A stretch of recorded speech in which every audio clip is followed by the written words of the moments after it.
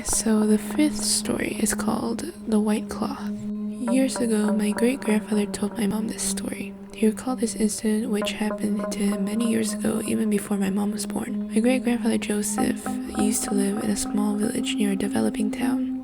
Back then, they did not have washing machines or dryer yet, so they had to hang out their clothes to dry on a line. The clothes line was right beside our house, and you can see it from our living room window.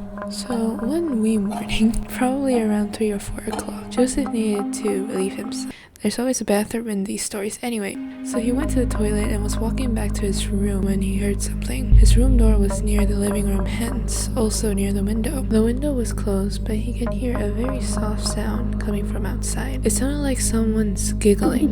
It was really soft, and he strained his ears to listen. So he decided to open the window to investigate, thinking it could be a thief or some naughty kids trying to be funny. He opened the door wide and yelled, "Hey!"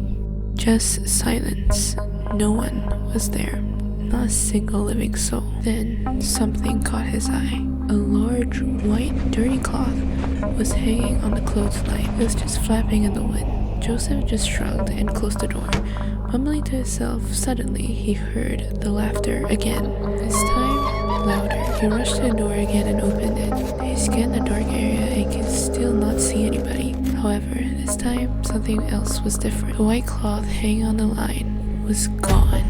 Joseph felt the hairs on his back stood on its end. He quickly closed the window again, and this time he went straight to his room and slept. The next day, he told his wife about the cloth. "I think the wind blew your white sheet away yesterday." His wife's face drew a blank. She just blinked at him and asked, "What white sheet?"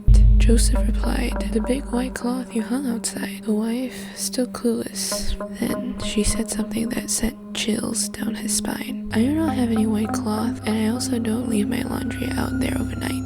Never have, never will. You must be hallucinating, old man." He thought for a logical explanation. Maybe our next door neighbors used it to hang theirs. Matt and his family is not home till next week. They're at their son's in town. His wife said dismissively. Joseph thought to himself, if it's not theirs nor their neighbors, then what could it possibly be? Suddenly, a thought came to him. That thing could have been hanging on his clothesline, as he didn't really get to see very clearly. Plus, it was really dark, especially without his glasses. Thank God, he probably couldn't see at all of whatever that thing was. That's why I laughed at him. It could be a ghost. One thing for sure, he will not be opening windows late at night, ever again. The end.